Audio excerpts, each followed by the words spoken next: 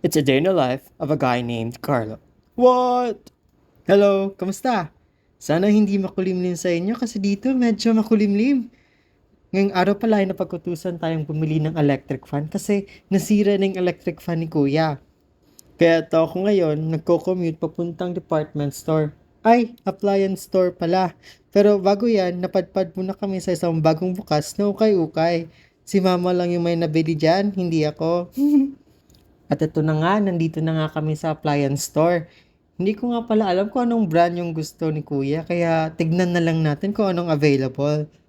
Sa sobrang daming brand, hindi ko na alam kung anong pipiliin. May Ayashi, may Camel, may Hanabishi, at marami pang iba. Sabi naman ni Mama, doon na lang kami sa Japanese brand kasi alam naming matibay. Kaya ayun, pumili na lang kami ng Japanese brand, yung Ayashi. Ito na nga at tinitest na natin.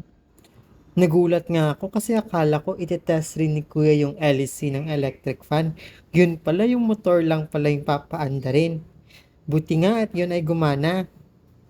At dahil umaandar naman talaga yung motor ng electric fan at kasya naman sa budget, ay napagdesisyonan na naming bilhin ito. Kaya ito ako, pumipila na sa cashier.